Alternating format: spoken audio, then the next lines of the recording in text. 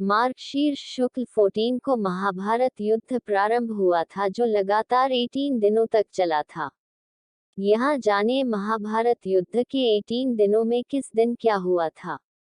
पहला दिन। युद्ध के पहले दिन पांडव पक्ष को भारी हानि हुई थी। विराट नरेश के पुत्र उत्तर और श्वेत को शल्य और भीष्म ने मार दिया था। भीष्म ने पांडवों के कई सैनिकों का वध कर दिया था। ये दिन कौरवों के लिए उत्साह बढ़ाने वाला और पांडव के लिए निराशाजनक था। दूसरे दिन पांडवों को अधिक नुकसान नहीं हुआ था। द्रोणाचार्य ने धृष्टद्युम्न को कई बार हराया। भीष्म ने अर्जुन और श्री कृष्ण को कई बार घायल किया। भीम ने हजारों कलिंग और निषाद मार गिराए। अर्जुन ने भीष्म को रोके रखा। तीसरा दिन। तीसरे दिन भीम ने घटोत्कच के साथ मिलकर दुर्योधन की सेना को युद्ध से भगा दिया। इसके बाद भीष्म भीषण संहार मचा देते हैं। श्री कृष्ण अर्जुन को भीष्म वध करने को कहते हैं, लेकिन अर्जुन उत्साह से युद्ध नहीं कर पाते हैं, जिससे श्री कृष्ण स्वयं ही भीष्म को मारने के लिए दौड़ पड़ते हैं। तब अर्जुन भरोसा दिलाते हैं कि वे पूरे उत्साह से युद्ध लड़ेंगे। चौथा दिन। इस दिन कौरवों अर्जुन को रोक नहीं सके। भीम ने कौरव सेना में हाहाकार मचा दिया। दुर्योधन ने अपनी गजसेना भीम को मारने के लिए भेजी, लेकिन घटोत्कच के साथ मिलकर भीम ने उन सबको मार दिया। भीष्म से अर्जुन और भीम का भयंकर युद्ध हुआ। पांचवा दिन। युद्ध के पांचवें दिन भीष्म ने पांडव सेना में खलबली मचा दी। भीष्म को रोकने के लिए अर्जुन और भीम ने उनसे युद्ध किया। सात्यकी ने द्रोणाचार्य रोके रखा। भीष्म ने सात्यकी को युद्ध से भागने के लिए मजबूर कर दिया। छठा दिन। इस दिन भी दोनों पक्षों के बीच भयंकर युद्ध हुआ। दुर्योधन क्रोधित होता रहा, लेकिन भीष्म उसे आश्वासन देते रहे और पांचाल सेना का संहार कर दिया। सातवां दिन। सातवें दिन अर्जुन कौरव सेना पर हावी हो जाता है। धृष्टद्युम्न दुर्योधन को युद्ध में हरा देता है। अर्जुन का पुत्र इरावान विंद और अनुविंद को हरा देता है। दिन के अंत में भीष्म पांडव सेना पर हावी हो जाते हैं। आठवां दिन। आठवें दिन भी भीष्म पांडव सेना पर हावी रहते हैं। भीम धृतराष्ट्र के 8 पुत्रों का वध कर देता है। राक्षसंबलुष अर्जुन पुत्र इरावान का वध कर देता है। घटोत्कच दुर्योधन को अपनी माया से प्रताड़ित करता है। तब भीष्म की आज्ञा से भगदत्त घटोत्कच, भीम, युधिष्ठिर व अन्य पांडव सैनिकों को पीछे ढकेल देता है। दिन के अंत तक भीम धृतराष्ट्र के 9 और पुत्रों का वध कर देता है। नवां दिन। नवें दिन दुर्योधन भीष्म से कर्ण को युद्ध में लाने की बात कहता है। तब भीष्म उसे आश्वासन देते हैं कि या तो श्री कृष्ण को युद्ध में शस्त्र उठाने के लिए विवश कर देंगे या किसी एक पांडव का वध कर देंगे। युद्ध में भीष्म को रोकने के लिए श्री कृष्ण को अपनी प्रतिज्ञा तोड़नी पड़ती है और वे शस्त्र उठा लेते हैं। इस दिन भीष्म पांडवों की सेना का अधिकांश भाग समाप्त कर देते हैं। 10वां दिन। इस दिन पांडव श्री कृष्ण के कहने पर भीष्म से उनकी मृत्यु का उपाय पूछते हैं। भीष्म के बताए उपाय के अनुसार अर्जुन शिखंडी को आगे करके भीष्म पर बाण ही बाण चला देते हैं। अर्जुन के बाणों से भीष्म बाणों की शैया पर लेट जाते हैं।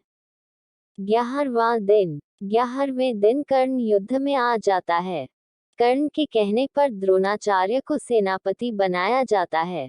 दुर्योधन और शकुनी द्रोण से कहते हैं कि युधिष्ठिर को बंदी बना लेंगे तो युद्ध खत्म हो जाएगा। दुर्योधन की योजना अर्जुन पूरी नहीं होने देता है। कर्ण भी पांडव सेना का भारी संहार करता है। 12वां दिन। युधिष्ठिर को बंदी बनाने के लिए शकुनी और दुर्योधन अर्जुन को युधिष्ठिर से काफी दूर भेजने में कामयाब हो जाते हैं, लेकिन अर्जुन समय पर पहुंचकर युधिष्ठिर को बंदी बनने से बचा लेते हैं। 13वां दिन। इस दिन दुर्योधन राजा भगदत्त को अर्जुन से युद्ध करने के लिए भेजता है। भगदत्त भीम को हरा देते हैं, अर्जुन के साथ युद्ध करते हैं। श्री कृष्ण भगदत्त के वैष्णवास्त्र को अपने ऊपर लेकर अर्जुन की रक्षा करते हैं। अर्जुन भगदत्त की आंखों की पट्टी तोड़ देता है, जिससे उसे दिखना बंद हो जाता है। अर्जुन इस अवस्था में ही उनका वध कर देता है। इसी दिन द्रोण युधिष्ठिर के लिए चक्रव्यूह रचते हैं, जिसे केवल अभिमन्यु तोड़ना जानता था, लेकिन निकलना नहीं जानता था। युधिष्ठिर भीम आदि को अभिमन्यु के साथ भेजता है, लेकिन चक्रव्यूह के द्वार पर जयद्रथ सभी को रोक देता है। केवल अभिमन्यु ही प्रवेश कर पाता है। वह अकेला ही सभी कौरवों से युद्ध करता है और मारा जाता है। पुत्र अभिमन्यु का अन्यायपूर्ण तरीके से वध हुआ देखकर अर्जुन अगले दिन जयद्रथ वध करने की प्रतिज्ञा ले लेता है और ऐसा न कर पाने पर अग्नि समाधि लेने को कह देता है। 14वां दिन। अर्जुन की अग्नि समाधि वाली बात सुनकर कौरव जयद्रथ को बचाने योजना बनाते हैं।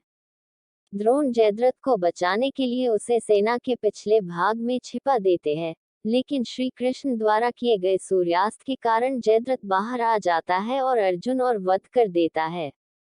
इसी दिन द्रोण द्रुपद और विराट को मार देते हैं। 15वां दिन। इस दिन पांडव छल से द्रोणाचार्य को अश्वत्थामा की मृत्यु का विश्वास दिला देते हैं, जिससे निराश हो द्रोण समाधि ले लेते हैं। इस दशा में धृष्टद्युम्न द्रोण का सिर काटकर वध कर देता है। 16वां दिन। इस दिन कर्ण को कौरव सेनापति बनाया जाता है। इस दिन वह पांडव सेना का भयंकर संहार करता है। कर्ण नकुल सहदेव को हरा देता है, लेकिन कुंती को दिए वचन के कारण उन्हें मारता नहीं है। भीम दुशासन का वध कर देता है और उसकी छाती का रक्त पीता है। 17वां दिन। 17वें दिन कर्ण भीम और युधिष्ठिर को हरा देता है, लेकिन कुंती को दिए वचन के कारण उन्हें मारता नहीं है। युद्ध में कर्ण के रथ का पहिया भूमि में धंस जाता है। तब कर्ण पहिया निकालने के लिए नीचे उतरता है और उसी समय श्री कृष्ण के कहने पर अर्जुन कर्ण का वध कर देता है। फिर शल्य प्रधान सेनापति बने, जिसे युधिष्ठिर मार देता है। 18वां दिन। इस दिन भीम दुर्योधन के बचे हुए सभी भाइयों को मार देता है। सहदेव शकुनी को मार देता है। अपनी पराजय मानकर दुर्योधन एक तालाब में छिप जाता है, लेकिन पांडव द्वारा ललकारे जाने पर वह भीम से गदा युद्ध करता है। तब भीम छल से दुर्योधन की जंघा पर प्रहार करता है, इससे दुर्योधन की मृत्यु हो जाती है। इस तरह पांडव विजयी होते हैं।